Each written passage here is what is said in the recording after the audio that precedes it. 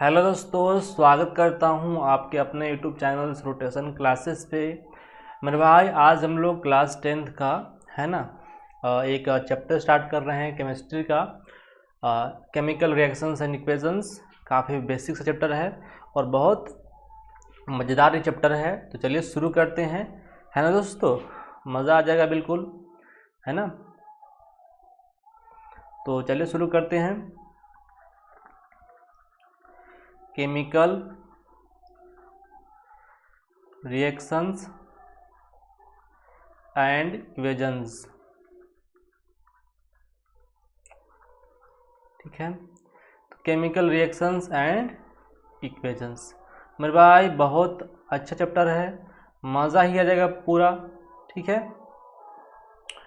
तो इसको देखते हैं ज़रा। सबसे पहले दोस्तों हम लोग समझते हैं कि रिएक्शंस क्या होता है। मेरे भाई, प्लांट्स के अंदर भी रिएक्शंस होता है, आपने पढ़ा होगा। हमारे अंदर भी क्या हो रहा है, रिएक्शंस हो रहा है। जैसे हम किस चीज़ को फूड मटेरियल को खा रहे हैं तो वहाँ से भी क्या बन रहा है, ग्लूकोज का फॉर्मेशंस हो रहा है, ठीक है। कार्बन ऑक्सीजन से रिएक्शन करके CO2 बना रहा है ना। नाइट्रोजन जो होता है वो H2 के से रिएक्शन करके अमोनिया बना रहा है। सोडियम जो होता है वो क्लोरीन के साथ मिलकर NaCl बना रहा है ना। तो क्या हो रहा है कि कोई दो या दो से अधिक चीज़ क्या हो रहा है, मिल रहा है, रिएक्ट कर रहा है और एक नया चीज़ बना रहा है। और जो चीज़ नया चीज़ बन रहा है वो रिएक्टिंग स्पीसीज से डिफरेंट हो रहा है, उसकी फिजिकल प्रॉपर्टीज भी, उसकी केमिकल प्रॉपर्टीज भी, है ना। तो उसे क्या बोलते हैं, केमिकल रिएक्शंस। जिससे नया चीज़ कोई भी चीज़ बन जाए उसे क्या बोलते हैं, केमिकल रिएक्शंस, ठीक है। तो समझते दोस्तों फर्स्ट, है ना, केमिकल रिएक्शंस, ठीक है। केमिकल रिएक्शंस को समझते हैं, ठीक है मेरे भाई। तो क्या बोल देंगे दोस्तों, yes, process of formation of new compounds which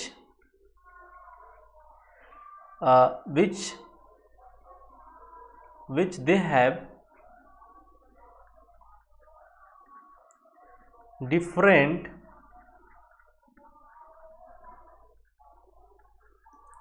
physical and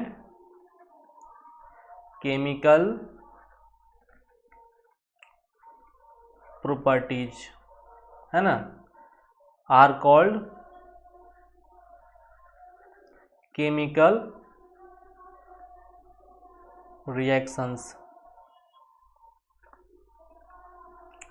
ठीक है मेरे भाई। तो उसे क्या बोलेंगे, केमिकल रिएक्शंस बोलेंगे, ठीक है। एग्जाम्पल थोड़ा समझते हैं। जैसे देखो N2 है और H2 है, मिलके क्या बना दोस्तों, बनाया दोस्तों अमोनिया। N2 और H2 मिलके क्या बनाया, अमोनिया बनाया। इस रिएक्शंस को बैलेंसिंग करना है दोस्तों, हम लोग आगे सीखेंगे, ठीक है। तो देखो यहाँ पर ये क्या हो रहा है कि N के अंदर कुछ बॉन्डिंग इस तरीके से होती है, आप आगे सीखोगे। H2 में बॉन्डिंग इस तरीके से होती है और अमोनिया में जो बॉन्डिंग जो होता है वो कुछ इस तरीके से होता है, ठीक है। तो आप केमिकल रिएक्शंस का डेफिनेशन ये भी दोस्तों दे सकते हो कि बोल सकते हो कि cleavage of old bond and formations of new bonds. तो देखो यहाँ पर N2 के अंदर जो ये वाला बॉन्ड क्या हो रहा है, ब्रेक हो रहा है। H2 के अंदर ये भी बॉन्ड क्या हो रहा है, ब्रेक हो रहा है। और नया बॉन्ड N और H में क्या हो रहा है दोस्तों, बन रहा है। N और H में क्या हो रहा है दोस्तों, बन रहा है। तो ये भी केमिकल रिएक्शंस का डेफिनेशन हो सकता है, ठीक है दोस्तों। तो ये भी दोस्तों क्या होता है, गैस होता है। ये भी क्या होता है दोस्तों, गैस होता है। और अमोनिया भी दोस्तों क्या होता है, ये भी दोस्तों गैस होता है। लेकिन अमोनिया का जो प्रॉपर्टीज होता है वो N2 और H2 से क्या होता है, डिफरेंट होता है, ठीक है दोस्तों। अगला एग्जाम्पल भी आप देख सकते हो, ठीक है। अगला एग्जाम्पल दोस्तों हम लोग देखते हैं। एग्जाम्पल नंबर दूसरा देखते हैं दोस्तों। जैसे मान लेते हैं कि Na है, सोडियम है, इसका रिएक्शन मैंने करवा दिया क्लोरीन के साथ, तो क्या बन गया दोस्तों, NaCl बन गया, है ना। तो ये दोस्तों क्या होता है, सॉलिड। क्लोरीन भी क्या है दोस्तों, वो तो तुम्हारा गैस है, और ये दोस्तों क्या है तुम्हारा, ये भी तुम्हारा सॉलिड है। तो दोस्तों सोडियम जो होता है वो काफ़ी ज़्यादा क्या होता है, पॉइजनस होता है, काफ़ी खतरनाक होता है, ठीक है। और क्लोरीन जो होता है, क्लोरीन गैस, इसका जो स्मेल होता है वो होता है पंजेंट स्मेल। क्या होता है, पंजेंट स्मेल होता है, जिसको लॉन्ग टाइम सूंघने से आदमी मर सकता है, ठीक है। और NaCl जो होता है ये एक अच्छा सा कंपाउंड्स है, ठीक है, एक तरह का दोस्तों आगे पढ़ोगे, ये आयोनिक कंपाउंड्स होता है। क्या होता है, आयनिक कंपाउंड्स होता है। दूसरा बात, इसमें बोल सकते हो NaCl वो जैसे नमक जो होता है, इसे हम लोग क्या बोलते हैं दोस्तों, यस, इसको हम दोस्तों बोलते हैं कॉमन सॉल्ट्स। क्या बोलते हैं, कॉमन सॉल्ट्स बोलते हैं, या इसको हम लोग दोस्तों टेबल सॉल्ट्स भी इसको हम लोग बोलते हैं, ठीक है। बात समझ में आ रहा है दोस्तों। अच्छा, NaCl से जैसे हम लोग किसी फूड मटेरियल में इसको डालते हैं तो इसमें स्वाद में जो होता है वो इम्प्रूवमेंट होता है। तो ये क्या करता है दोस्तों, टेस्ट में, है ना, इम्प्रूवमेंट लाता है। आपने दोस्तों पढ़ा होगा कि जैसे आयोडीन के कमी से एक रोग हो जाता है जिसे हम लोग क्या बोलते हैं, ग्वाइटर हो जाता है। तो NaCl जो होता है वो क्या करता है, हमारे बायोलॉजिकल एक्टिविटी में भी क्या करता है, इम्प्रूवमेंट लाता है ना। तो विच हेल्प, है ना, which help in a biological activity, which help in biological दोस्तों एक्टिविटी, है ना। तो टेस्ट में इम्प्रूवमेंट लाता है और बायोलॉजिकल इम्प्रूवमेंट में, बायोलॉजिकल एक्टिविटी में भी दोस्तों इम्प्रूवमेंट लाता है, ठीक है दोस्तों, सिंपल है। और भी एग्जाम्पल दोस्तों देख लेते हैं। एग्जाम्पल नंबर तीसरा, जैसे H2 और O2 मिलकर क्या बनाता है, H2O बनाता है, ये आपको पता है। H2 मान लेते हैं कि ये H2 तो गैस होता है, O2 भी दोस्तों क्या है, गैस है। और इनिशियली H2 जो बनता है वो भी गैस ही होता है, लेकिन आफ्टर सम टाइम, है ना, कंडेंस होके वो लिक्विड में कन्वर्ट हो जाता है। दोस्तों आपको पता है कि H2 जो होता है इसके यूज हम लोग करते हैं कहाँ पे, रॉकेट्स में एज ए फ्यूल के रूप में इसका हम लोग यूज करते हैं। O2 जो होता है वो हमारे, है ना, बॉडी के लिए काफ़ी इम्पोर्टेंट्स है ना। तो बॉडी के लिए ये क्या दोस्तों, बॉडी के लिए, बॉडी के एक्टिविटी के लिए हेल्प करता है, जिससे हम लोग सांस लेते हैं, है ना, रेस्पिरेशन जिसको बोलते हैं।